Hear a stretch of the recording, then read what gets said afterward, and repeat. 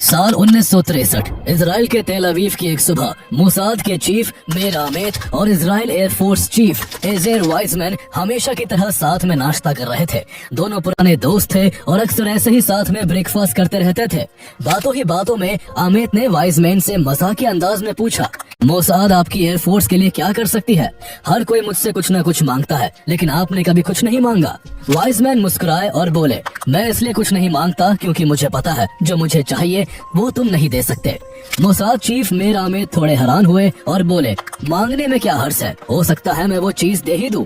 Wiseman ने बिना एक सेकंड गवाए कहा, तो ठीक है, मुझे एक सोवियत MiG-21 फाइटर जेट चाहिए। यह सुनकर आमेद के हाथ से कॉफी छिटक गई। उन्होंने हैरानी से कहा, हैव यू गॉन क्रेजी? क्या आपको पता नहीं वेस्टर्न ब्लॉक के पास आज तक एक भी MiG-21 नहीं है और सोवियत कभी ऐसा नहीं होने देगा, ये नामुमकिन है। लेकिन Israeli air force chief Ezer Weizman अपनी जिद पर अड़े रहे। उस दौर में सोवियत यूनियन का MiG-21 दुनिया का सबसे एडवांस और रहस्यमयी फाइटर जेट माना जाता था। स्पीड, एक्यूरेसी और मैन्यूवरेबिलिटी में इस प्लेन का कोई मुकाबला नहीं था। इजराइल क्या, अमेरिका और ब्रिटेन समेत तमाम वेस्टर्न कंट्रीज कभी इसे पास से देख भी नहीं पाए थे। समस्या ये थी कि सोवियत ये प्लेन सिर्फ अपने अलाइज को ही दे रहा था, जिनमें से काफी देश इजराइल के दुश्मन थे। वाइजमैन जानते थे कि अगर भविष्य में अरब नेशंस के साथ युद्ध हुआ तो MiG-21 इजराइल के लिए सबसे बड़ा खतरा साबित हो सकता है, इसलिए इस प्लेन को स्टडी करना बेहद जरूरी था। लेकिन जैसा कि मोसाद के नए चीफ मेर आमेत ने कहा था, ये काम लगभग नामुमकिन था। अमेरिका की खुफिया एजेंसी CIA भी एड़ी चोटी का जोर लगाने के बावजूद इसे पाने की कोशिश में नाकाम हो चुकी थी। खुद मोसाद भी इसमें 2 बार असफल हो चुकी थी और उसके कई एजेंट्स इस दौरान मारे गए थे। ऐसे में इस असंभव काम को अंजाम देने की जिम्मेदारी अब मोसाद के नए चीफ मेर आमेत पर थी। उन्होंने ठान लिया कि वो अपने दोस्त वाइजमैन की एक ख्वाहिश पूरी करके ही रहेंगे और यही से शुरू हुआ एक ऐसा मिशन जो दुनिया की सबसे डेयरिंग इंटेलिजेंस ऑपरेशंस में गिना जाता है। तो आइए जानते हैं, इजराइल के लिए सोवियत के MiG-21 को पाना आखिर इतना मुश्किल क्यों था और आखिर मोसाद कैसे नामुमकिन को मुमकिन बनाते हुए MiG-21 को चुराने में सफल रही। सेकेंड वर्ल्ड वॉर के बाद दुनिया में अमेरिका और सोवियत यूनियन के रूप में 2 महाशक्तियों का उदय हो चुका था। दोनों देशों के बीच एक दूसरे से आगे निकलने की होड़ लगी थी, जिसे इतिहास ने कोल्ड वॉर का नाम दिया। ताकत और टेक्नोलॉजी के इस दौड़ में दोनों ही देश हर हाल में दूसरे देशों को अपने पाले में खींचना चाहते थे। इसी कोल्ड वॉर के बीच 1950 के दशक में सोवियत यूनियन ने एक ऐसा सुपरसोनिक फाइटर जेट बना लिया जिसने पूरे वेस्टर्न वर्ल्ड को हिला कर रख दिया। ये MiG-21 था, जिसकी 2230 किलोमीटर पर आवर की स्पीड, लाइट वेट डिजाइन और घातक फायर पावर ने इसे उस दौर का सबसे खतरनाक फाइटर जेट बना दिया था। ये न सिर्फ तेज था बल्कि वेस्टर्न कंट्रीज के फाइटर जेट्स के मुकाबले काफी सस्ता भी था। 1960s की शुरुआत में सोवियत ने इसे मास प्रोडक्शन में लाकर जल्द ही इजिप्ट, सीरिया और इराक जैसे अरब देशों को भी देना शुरू कर दिया। अब मिडिल ईस्ट के आसमान में अचानक एक ऐसा खतरनाक हथियार मंडराने लगा जिसने वेस्टर्न कंट्रीज और खासकर इजराइल की रातों की नींद उड़ा दी। इजराइल अपने अस्तित्व में आने के बाद से ही अरब देशों से टकराव झेल रहा था। 1948-49 और 1956 के वॉर में वो अरब देशों का सामना कर चुका था और दोनों ही बार उन्हें मात भी दी थी। लेकिन इजिप्ट फिर भी युद्ध की तैयारी कर रहा था और उसके साथ कई अरब नेशंस इजराइल के खिलाफ लामबंद हो रहे थे। ऐसे में इजराइल पर जल्द ही आक्रमण की एक और तलवार लटकती नजर आ रही थी।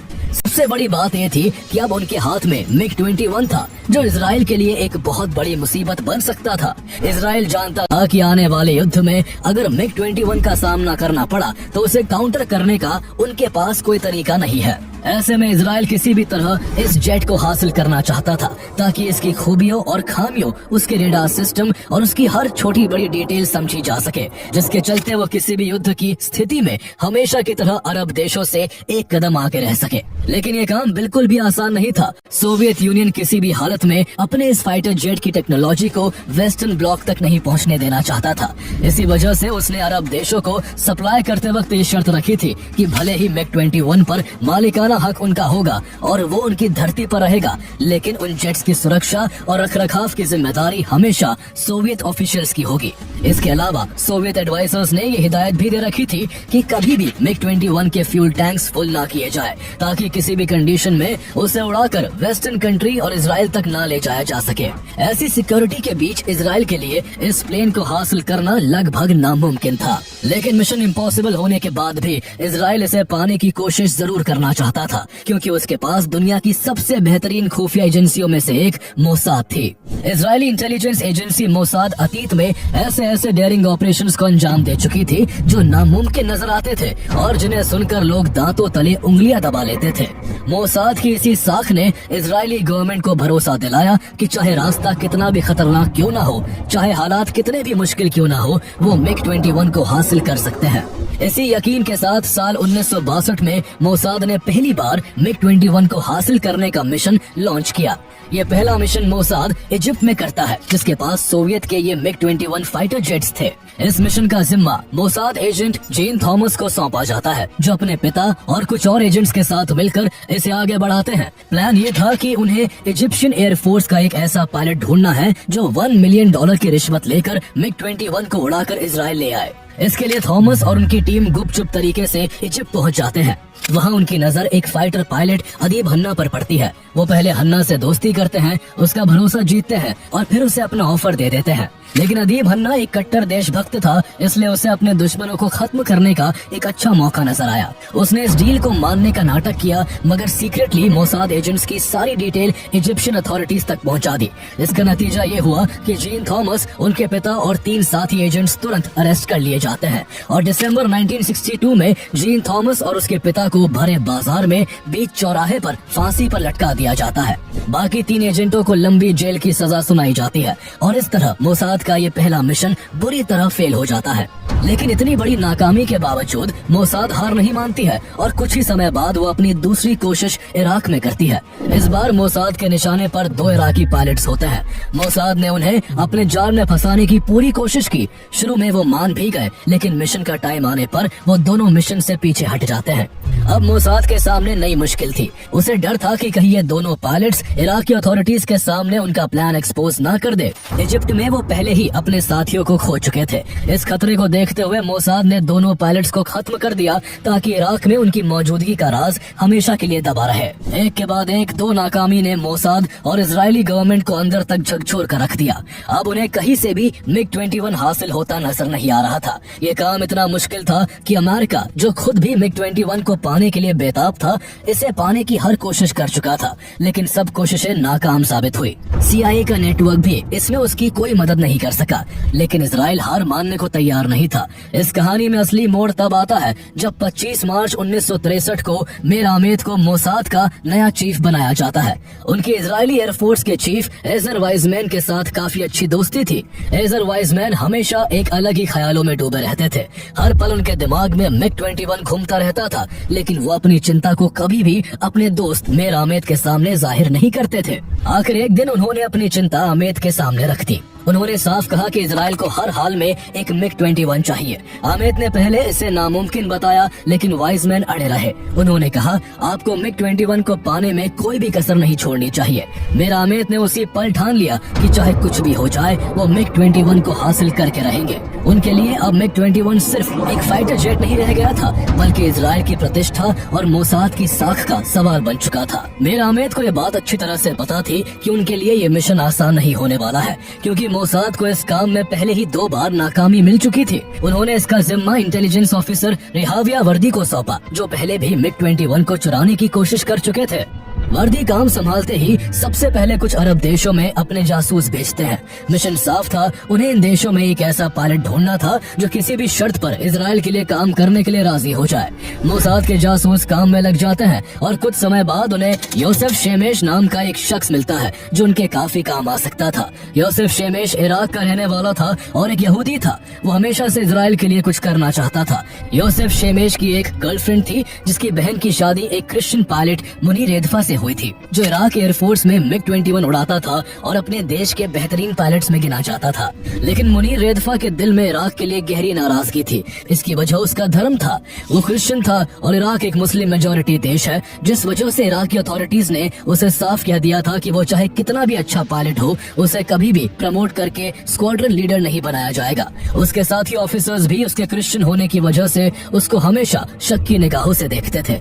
मुनीर रेदफा जहाँ इस भेदभाव की वजह वजह से इराकी अथॉरिटी से नाराज था, तो वही उसे इस बात का गुस्सा भी था कि उसे कुर्दिश विलेजेस में बम गिराने का आदेश दिया जाता था। कुर्द लोग भी क्रिश्चियंस की तरह इराक में माइनॉरिटीज थे, इसलिए मुनीर रेदफा उनसे सिंपैथी रखता था। लेकिन सिस्टम के हाथों मजबूर होकर उसे कुर्द गाँव में बम बरसाने पड़ते, जिनकी चपेट में आकर सैकड़ों बेगुनाह लोग मारे जाते थे। इस वजह से उसके मन में ये बात घर कर गई थी कि इराक में कभी भी माइनॉरिटीज को बराबरी का दर्जा नहीं मिल सकता है, और यही सोच उसे अपने देश इराक को छोड़ने की ओर धकेल रही थी। मुनीर अक्सर अपना दुख अपनी वाइफ से बांटता। उसकी वाइफ ये सब बातें अपनी सिस्टर को बताती और वो ये सारी बातें अपने बॉयफ्रेंड योसेफ शेमेश के साथ शेयर कर देती थी। इस तरह योसेफ शेमेश मोसाद को काफी काम का आदमी लगा, इसलिए उसे जल्द ही इस ऑपरेशन से जोड़ लिया गया। इसके बाद शेमेश मुनीर रेदफा को मोसाद के ऑपरेशन का हिस्सा बनाने में जुट जाता है। 1 साल के अंदर वो मुनीर रेदफा का इतना भरोसा जीत लेता है कि उसको लगने लगा कि शेमेश उसका सबसे बड़ा हितैषी है। इसके बाद योसेफ शेमेश मुनीर रेदफा को ग्रीस चलने के लिए मना लेता है, ताकि मोसाद के मकसद से उसे रूबरू करवा सके। लेकिन एक फाइटर पायलट के लिए अचानक देश छोड़ना आसान नहीं था, क्योंकि इराकी इंटेलिजेंस सर्विस मुखबरत हमेशा इन पर नजर रखती थी। ऐसे में मुनीर रेदफा ने एक झूठी कहानी गढ़ते हुए इराकी अथॉरिटी से कहा कि उसकी पत्नी गंभीर बीमारी से जूझ रही है और उसका इलाज सिर्फ ग्रीस में हो सकता है। चूँकि इंग्लिश बोलने वाला वो अपनी फैमिली का इकलौता मेंबर है, इसलिए पत्नी की देखभाल के लिए उसे भी साथ जाने की परमिशन दी जाए। ऐसे में इराकी अधिकारियों को किसी तरह का शक नहीं हुआ और उसे इजाजत मिल गई। इस तरह रेदफा अपनी वाइफ के साथ ग्रीस पहुंच जाता है। ग्रीस में मोसाद ने मुनीर रेदफा से मिलने और उसे मिशन के लिए मनाने के लिए इजरायली एयरफोर्स के पायलट कर्नल ज़ेव लिरॉन को भेजा। चूँकि मुनीर रेदफा इस पूरे ऑपरेशन का सबसे इम्पोर्टेंट किरदार था, इसलिए मोसाद ने उसका कोड नेम यहालूम रखा, जिसका मतलब डायमंड होता है। और यही से मोसाद के इस खतरनाक मिशन ऑपरेशन डायमंड की शुरुआत हो जाती है। कर्नल ज़ेव लिरॉन मुनीर रेदफा के सामने खुद को पोलैंड का पायलट बताते हैं और जल्द ही उससे दोस्ती कर उससे अक्सर मिलने लगते हैं। जब भी दोनों मिलते, इराक में माइनॉरिटीज के साथ हो रहे भेदभाव पर खूब बातें होती।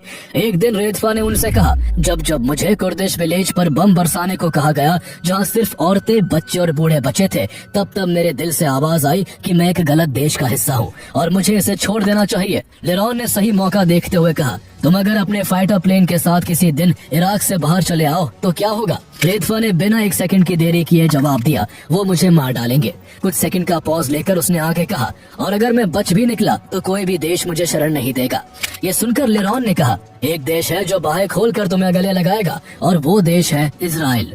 इसके बाद लिरॉन ने अपनी सच्चाई उजागर कर दी और कहा, वो पोलैंड के नहीं बल्कि इजरायली पायलट है। उन्होंने फिर मुनीर रेदफा को मोसाद से जुड़ने का ऑफर देते हुए कहा कि अगर वो इराकी MiG-21 को उड़ाकर इजराइल ले आए तो इसके बदले उसे $1 मिलियन का इनाम और पूरे परिवार सहित इजराइल में एक सुकून भरी जिंदगी दी जाएगी। लिरॉन के मुंह से बातें सुनकर मुनीर एक पल के लिए सन्न रह गया और कुछ पल के लिए वहाँ सन्नाटा छा गया। मोसाद चीफ मीर आहमेद ने पहले ही लिरॉन को इंस्ट्रक्शन दिया था कि रेदफा को पहले $1 मिलियन की रकम ऑफर की जाए और अगर वो न माने तो झट से उस रकम को डबल कर दिया जाए। मुनीर रेदफा ने फैसला लेने के लिए सुबह तक का वक्त मांगा। इसके बाद मोसाद अधिकारी मुनीर रेदफा के जवाब का बेसब्री से इंतजार करने लगे। उन्हें पहले ही 2 बार नाकामी हाथ लग चुकी थी और एक मौके पर उनके एजेंट्स को अपनी जान भी गंवानी पड़ गई थी। लेकिन इस बार मोसाद को अपना तीर निशाने पर लगता दिख रहा था, क्योंकि मुनीर रेदफा ने उनके ऑफर को ठुकराया नहीं था। हालांकि फिर भी मुनीर रेदफा के मन में तरह तरह के सवाल उठ रहे थे। रात भर वो करवटें बदलता रहा। जहाँ वो एक तरफ अपने देश से गद्दारी के बारे में सोच रहा था, तो दूसरे ही पल उसके दिमाग में इराक में माइनॉरिटी के साथ खुले तौर पर हो रहे भेदभाव और इसके चलते उसे प्रमोशन न मिलने की बात घूम रही थी। इसी कश्मकश में सुबह होने तक मुनीर रेदफा अपने नतीजे पर पहुंच गया और उसने मोसाद का ऑफर एक्सेप्ट कर लिया। लिरॉन इस बात से हैरान थे कि मुनीर रेदफा ने केवल $1 मिलियन पर काम करना स्वीकार कर लिया था। मुनीर रेदफा की मेन कंडीशन सिर्फ इतनी थी कि उसकी फैमिली पर कोई आंच न आए। मुनीर रेदफा के हामी भरने के बाद मोसाद ने उसे इटली की राजधानी रोम बुलवाया। यहाँ इजरायली एयरफोर्स के इंटेलिजेंस ऑफिसर यहूदा पोरात ने मुनीर रेदफा को पूरा मिशन समझाया कि उन्हें जरूरत पड़ने पर इजराइल के साथ सीक्रेटली कम्युनिकेट कैसे करना है, मिशन को कब अंजाम देना है और पूरे ऑपरेशन को कैसे आगे बढ़ाना है। यहाँ ये भी तय हुआ कि जब पूरी तैयारी के बाद मुनीर रेदफा इजराइल के रेडियो स्टेशन कोल से मशहूर अरबी गाना मरहबते मरहबते सुने तो समझ जाए कि अब उसका इराक छोड़ने का वक्त हो चुका है। रोम के बाद मुनीर रेतफा को एक सीक्रेट ट्रिप पर इजराइल भी बुलाया जाता है। यहाँ उसे कुछ सीक्रेट कोड्स के बारे में समझाया जाता है। इराक से इजराइल MiG-21 लाने के लिए उन्हें न केवल इराक को बल्कि दोनों देशों के बीच में पड़ने वाले जॉर्डन को भी क्रॉस करना था। इसलिए मोसाद ऑफिसर्स उन्हें एक जिग-जैग रूट से भी इंट्रोड्यूस करवाते हैं, जिसे फॉलो करके MiG-21 को इजराइल तक लाना था, क्योंकि सीधी रूट से उड़ान भरने पर इराकी और जॉर्डेनियन रेडार रेतफा की गलती पकड़ सकती थी और उसे MiG-21 के साथ शॉट डाउन कर सकती थी। सारी प्लानिंग समझने के बाद मुनीर रेतफा वापस इराक लौट आता है। अब मोसाद के सामने सबसे बड़ी चुनौती रेतफा की फैमिली मेंबर्स को इराक से सुरक्षित बाहर निकालने की थी।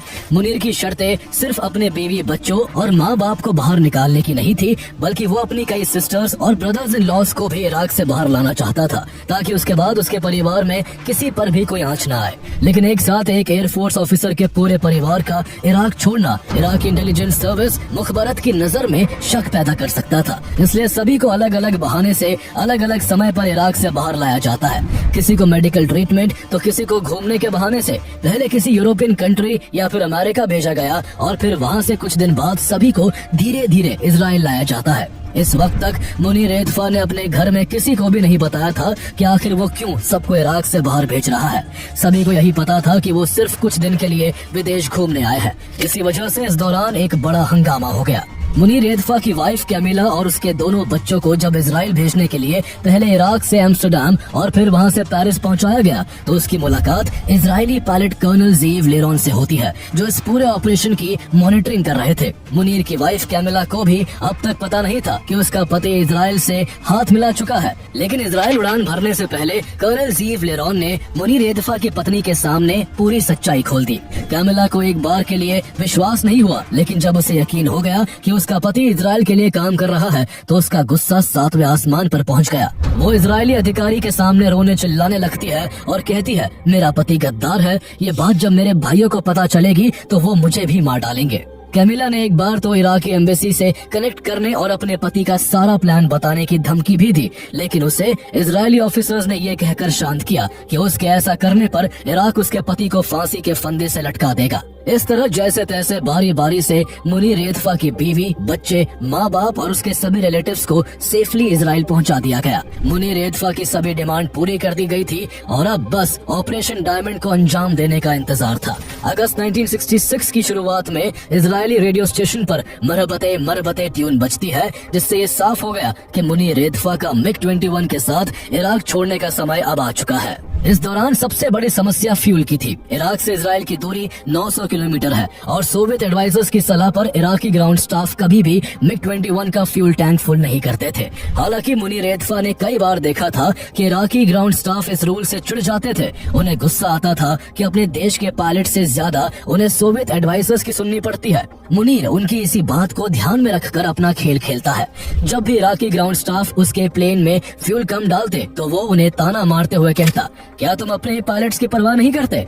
हम जान देकर देश की रक्षा करते हैं और तुम सिर्फ सोवियत्स की हाँ में हाँ मिलाते हो। ऐसा कई बार होने पर इराकी ग्राउंड स्टाफ को भी बुरा लगा और आखिरकार उन्होंने सीनियर ऑफिसर्स को बताए बिना मुनीर रेतफा के MiG-21 का टैंक फुल करना शुरू कर दिया। अब सब कुछ तैयार था और एक एक चीज मोसाद और रेतफा के बनाए प्लान के मुताबिक चल रही थी, लेकिन किस्मत अभी और इम्तिहान लेने वाली थी। 14 अगस्त 1966 की सुबह मुनीर रेतफा अपने MiG-21 को इजराइल ले जाने के लिए बगदाद से टेक ऑफ करता है, लेकिन कुछ दूरी तय करते ही अचानक कॉकपिट में धुआं भरने लगा। ये देख मुनीर रेतफा की सांस अटक गई। उसकी जान में जान तब आई जब उसे पता लगा कि ये बस उसके कॉकपिट में एक फ्यूज जल जाने की वजह से हुआ है। वो अगर चाहता तो आसानी से इसे इजराइल ले जा सकता था, लेकिन उसने कोई रिस्क न लेने का फैसला किया और प्लेन को इराक के ही रशीद एयरबेस पर लैंड कर दिया। दूसरी तरफ मोसाद के ऑफिसर्स के लिए हर पल सदियों जैसा लग रहा था। उन्हें लग रहा था कि सब खत्म हो गया है और उनकी सालों की मेहनत एक झटके में बिखर गई है। लेकिन उन्हें राहत की सांस तब आई जब मुनीर रेतफा ने उन्हें संदेश भेजा कि 2 दिन बाद वो फिर से कोशिश करेगा। इसके बाद 16 अगस्त 1966 की सुबह करीब 7 बजे मुनीर एक बार फिर से MiG-21 के साथ उड़ान भरने को तैयार था। उसके हाथों में हल्की सी कंपकपी थी, माथे पर पसीने की कुछ बूंदें थी, दिल तेजी से धड़क रहा था। वो जानता था कि एक गलत मूव उसे और उसके पूरे परिवार को खतरे में डाल देगा। कुछ देर बाद उसने खुद को संभाला और प्लेन के थ्रॉटल को आगे बढ़ा दिया। अगले ही पल वो मिग 21 के साथ आसमान में था। शुरुआत में वो प्लेन को बगदाद के ऊपर ही चक्कर लगवाता रहा ताकि इराकी अधिकारियों को कोई शक ना हो, और जैसे ही इराकी अधिकारी थोड़े रिलैक्स्ड हुए, रेदफा ने अचानक प्लेन का रुख इजराइल की ओर मोड़ दिया और मोसाद द्वारा तय किया गया जिगजैग रूट फॉलो करने लगा। ये देखकर इराकी एयरबेस में हाहाकार मच गया। शुरू में उन्हें लगा कि मुनीर अनजाने में रूट से भटक गया है, इसलिए उसे वापस सही रूट पर लाने के लिए बार बार रेडियो मैसेज भेजा गया, लेकिन तब भी मुनीर वापस सही रूट पर नहीं आया तो उसे धमकी दी गई कि उसे प्लेन समेत शॉट डाउन कर दिया जाएगा। लेकिन मुनीर ने कोई रिस्पॉन्स देने के बजाय अपना रेडियो बंद कर दिया। अब उसका इराक से संपर्क टूट चुका था। कुछ मिनटों में रेदफा जॉर्डन के एयर स्पेस में दाखिल हो गया। यह मिशन का सबसे खतरनाक हिस्सा था। जॉर्डन अपने एयर स्पेस में यूं किसी विदेशी फाइटर जेट को देख उसे शॉट डाउन कर सकता था। ऐसे में जब मुनीर रेदफा मिग 21 के साथ जॉर्डन में दाखिल हुआ तो जॉर्डन को उसके पड़ोसी देश सीरिया से पता चला कि ये उसका मिग 21 है जो ट्रेनिंग के दौरान गलती से उधर पहुंच गया है। जॉर्डन ने इस वजह से इसे इग्नोर कर दिया। ऐसा माना जाता है कि मोसाद ने सीरिया के सिस्टम को हैक कर लिया था और सीरियन अथॉरिटी बनकर जॉर्डन को झूठी कहानी बताई थी। इस तरह मुनीर रेदफा खुद को जॉर्डेनियन एयरफोर्स से बचाते हुए बगदाद से उड़ान भरने के ठीक 65 मिनट बाद सुबह के 8 बजे मिग 21 के साथ इजराइल की सीमा में दाखिल हो जाता है। इजरायली एयरफोर्स ऑफिसर्स को पहले ही सख्त आदेश दिए गए थे कि आज अगर उन्हें उनके एयर स्पेस में कोई विदेशी फाइटर जेट दिखाई दे तो वो उसको शॉट डाउन ना करे। इस दौरान 2 इजरायली मिराज फाइटर जेट भी सीमा पर एस्कॉर्टिंग के लिए तैनात थे। मिग 21 के सीमा में दाखिल होते ही मिराज जेट में मौजूद इजरायली पायलट रैन पेकर बेस को संदेश भेजते हैं, हमारा मेहमान अब हमारी सीमा में है। इसके बाद मिग 21 हेडजर एयरबेस पर सेफली लैंड करता है। रनवे पर जैसे ही प्लेन रुका, मोसाद और इजरायली एयरफोर्स के अधिकारियों ने राहत की सांस ली। किसी की आंखों में खुशी के आंसू थे तो कोई खुशी से झूम रहा था और एक दूसरे को गले लगा रहा था। वो मिशन जिसे नामुमकिन माना जा रहा था वो अब हकीकत बन चुका था। ऑपरेशन डायमंड पूरा हो चुका था। मोसाद ने दुनिया को दिखा दिया था कि उसकी क्या काबिलियत है। इजराइल में लैंडिंग के तुरंत बाद मुनीर रेदफा को बेस कमांडर के घर ले जाया गया। वहाँ कई सीनियर ऑफिसर्स पहले से मौजूद थे। माहौल पहले से ही संगीत और उत्साह से भरा हुआ था। लोग खुशी से झूम रहे थे और देखते ही देखते वो खुशी एक पार्टी में बदल गई। लेकिन इस पूरे माहौल के बीच मुनीर रेदफा चुपचाप एक कोने में गुमसुम बैठा रहा। उसके चेहरे पर गहरी थकान और आंखों में बेचैनी साफ झलक रही थी। पार्टी के बाद उसे एक प्रेस कॉन्फ्रेंस में ले जाया गया जहां उसने दुनिया के सामने खुलकर बताया कि किस तरह इराक में क्रिश्चियन और कुर्द लोगों पर जुल्म ढाए जा रहे हैं। इसके बाद जब उसे उसके परिवार से मिलवाया गया तो उसका दिल टूट गया। वहाँ मुनीर का साला भी मौजूद था जो उसे देखते ही भड़क उठा। उसने पहले तो उसे गद्दार कहकर बेइज्जत किया और फिर उसे मारने की कोशिश भी की। मुनीर को उम्मीद थी कि उसका परिवार उसे समझेगा, लेकिन परिवार के इस रवैये ने उसके भीतर की घुटन और भी बढ़ा दी और वो धीरे धीरे भीतर से टूटने लगा। कुछ दिनों बाद इजराइल में सभी सीनियर ऑफिसर्स की मौजूदगी में मिग 21 का फ्लाइट टेस्ट किया गया। जब टेस्ट पायलट ने उड़ान भरकर सुरक्षित लैंडिंग की तो वहाँ मौजूद लोगों ने तालियों की गड़गड़ाहट से उसका स्वागत किया। यह पल सिर्फ इजराइल के लिए ही नहीं बल्कि पूरे वेस्टर्न ब्लॉक के लिए गेम चेंजर था। इजराइल के पास अब न केवल मिग 21 था बल्कि उसे अब उसकी सभी खूबियों और खामियों की जरूरी समझ भी थी। क्योंकि अमेरिका खुद भी मिग 21 को पाने के लिए बेताब था, इसलिए उसने इजराइल से इसका एक्सेस मांगा। इसके बदले में इजराइल ने अमेरिका से सोवियत की सैम 2 मिसाइल की टेक्निकल फाइल्स की डिमांड रख दी। अमेरिका मिग 21 के एक्सेस के लिए इतना डेस्परेट था कि उसने तुरंत डील मांग ली और इजराइल को सैम 2 मिसाइल की सारी टेक्निकल जानकारी सौंप दी। कुछ ही समय बाद यूएस पायलट्स इजराइल पहुंचे। उन्होंने मिग 21 को डिटेल में स्टडी किया और उसे उड़ाकर उसकी हर स्ट्रेंथ और वीकनेस को समझा। यही जानकारी आगे चलकर इजरायली एयरफोर्स के लिए गेम चेंजिंग साबित हुई। इसका असर सिर्फ 10 महीने बाद 1967 की 6 डे वॉर में साफ दिखा।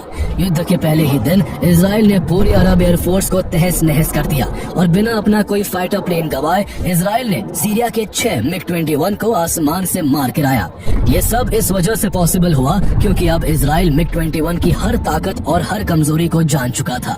युद्ध खत्म होने के बाद इजराइल में जश्न का माहौल था, लेकिन जिस इंसान की वजह से ये सब संभव हुआ था उसकी जिंदगी बिखर चुकी थी। मुनीर और उसका परिवार 3 साल तक इजराइल में एडजस्ट करने की कोशिश करता रहा, लेकिन उनका मन नहीं लग सका। आखिरकार इजराइल ने उसके पूरे परिवार को फॉल्स आइडेंटिटीज देकर एक वेस्टर्न कंट्री भेज दिया। लेकिन इसके बाद भी मुनीर की उलझने खत्म नहीं हुई। अगस्त 1988 में मुनीर रेदफा को अचानक हार्ट अटैक आया और उसकी मौत हो गई। उसकी मौत के बाद इजराइल ने मुनीर एदफा के सम्मान में एक मेमोरियल सर्विस आयोजित की। इराक से लाया गया वो MiG-21 आज भी इजरायली एयरफोर्स म्यूजियम हद-ए-रिम में रखा हुआ है। जब भी इजरायली लोग उसे देखते हैं तो उन्हें उस इराकी पायलट की याद आती है जिसने अपनी जान दांव पर लगाकर इजराइल तक MiG-21 पहुंचाया था। अगर आपको मोसाद के ऐसे ही डेयरिंग ऑपरेशंस पसंद आते हैं तो आपको एली कोहेन की कहानी जरूर देखनी चाहिए। वो मोसाद एजेंट जिसने अंडरकवर रहकर सीरिया की सत्ता में ऐसी पैठ बनाई थी कि वहां का राष्ट्रपति तक उसे डेप्यूटी डिफेंस मिनिस्टर बनाना चाहता था। इसके अलावा आप मोसाद का ऑपरेशन थंडरबोल्ट भी देख सकते हैं कि आखिर कैसे इजराइल ने युगांडा में अपने सैनिक भेजकर वहां आतंकियों द्वारा कैद किए गए इजरायली नागरिकों को रिहा करवाया।